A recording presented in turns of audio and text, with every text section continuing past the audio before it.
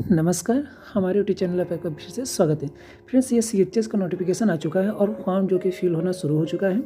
CHS central Hindu girls school या boys school दोनों के फॉर्म आ चुके हैं। ठीक है, सेंट्रल हिंदू गर्ल्स स्कूल का जो कि हिस्ट्री अगर हम बात करें तो उसकी हिस्ट्री में जो कि जैसा कि हम इतिहास में भी जानते हैं कि जो एनी बेसेंट थी जिन्होंने सेंट्रल हिंदू कॉलेज की आधारशिला रखी थी, उसी को हम आज सीएचएस के नाम से जानते हैं। इसकी स्थापना जो सेंट्रल हिंदू कॉलेज की स्थापना था वो एनी बेसेंट ने 1898 में किया था और आज उसको हम दो भागों में बांटते हैं, सेंट्रल हिंदू गर्ल्स स्कूल और सेंट्रल हिंदू बॉयज स्कूल, जो कि वाराणसी में कामाख्या में स्थित है। इसमें पढ़ने वाले उन सभी छात्रों को ये सभी सुविधाएं प्राप्त की जाती हैं जो यूनिवर्सिटी में प्रदान की जाती हैं। ठीक है, चलिए तो इसकी जो कि तिथियों को हम देख लेते हैं कि क्या क्या तिथियाँ। तो फॉर्म भरने की जो तिथि है वो 1 अप्रैल 2022 है और जो कि अंतिम तिथि है वो 30 अप्रैल 2022 है।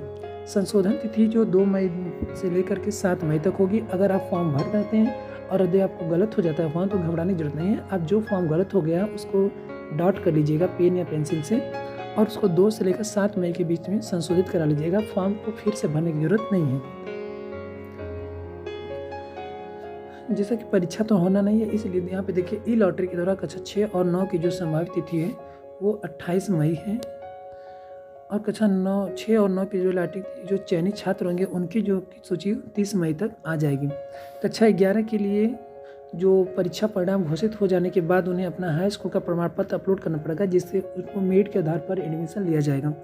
इसलिए परीक्षा प्रमाण पत्र जो है कि वो अगर अपलोड हो जाने के परीक्षा प्रमाण पत्र आ जाने के 1 हफ्ता के बाद आपको अपना जो प्रमाण पत्र है उसको अपलोड करना पड़ेगा, परसेंटेज देना पड़ेगा, ताकि सूची जो कि काउंसलिंग के समय मेरिट में किया जा सकता है, जिसकी संभावित सूची 30 जून तक निर्धारित कर दी गई है। ठीक है, अब काउंसलिंग की तिथि को देख लेते हैं। कक्षा 6 के लिए जो काउंसलिंग की तिथि है वो आपका 23 जून से लेकर के और दूसरी काउंसलिंग सूची 28 जून को होगी। कक्षा 9 के लिए 24 जून को स्टार्ट होगा पहली काउंसलिंग और दूसरी काउंसलिंग 29 जून को होगा।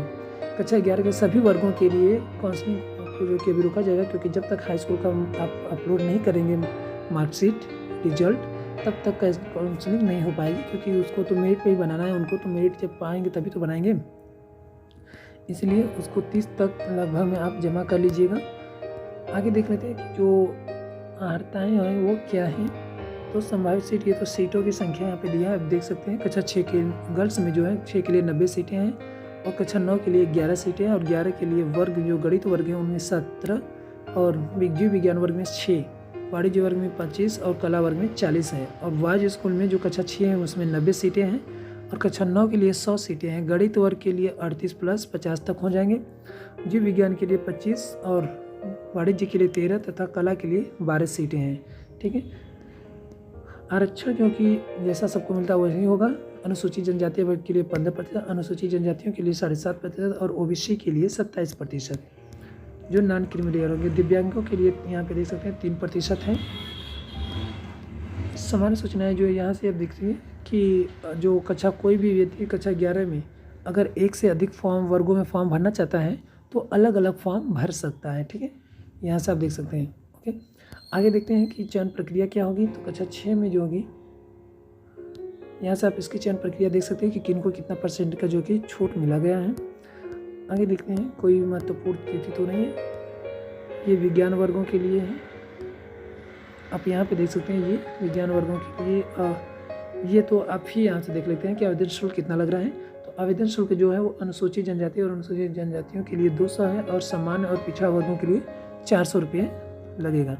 ठीक है, अब फॉर्म जो कि ऑनलाइन जमा होगा, ऑनलाइन जमा होगा, इसलिए जो पेमेंट होगा आपका वो भी क्रेडिट कार्ड अथवा डेबिट कार्ड के माध्यम से ऑनलाइन ही किया जाएगा।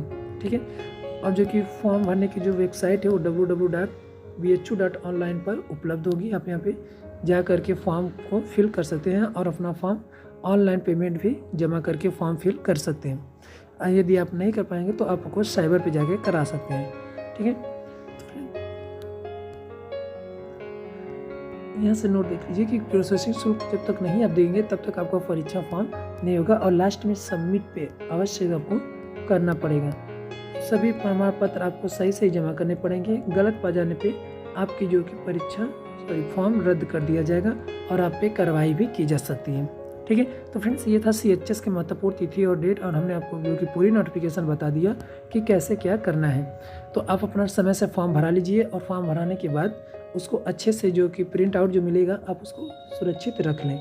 और यदि फॉर्म भरते समय गलत हो जाता है, कोशिश करिएगा कि गलत ना हो, लेकिन गलत हो जाता है तो भी आप घबराइए नहीं, उसको संभाल के रखिए। जहाँ पे गलत है उसको पेंसिल या पेन से डॉट कर लीजिए, और याद रखिए कि 2 से लेकर 5 मई तक उसको संशोधित करा लीजिए। और कोशिश करिएगा कि आपका जो फॉर्म है रजिस्ट्रेशन में कोई गलती ना हो, क्योंकि जहाँ तक मुझे लगता है कि रजिस्ट्रेशन का संशोधन नहीं हो सकता।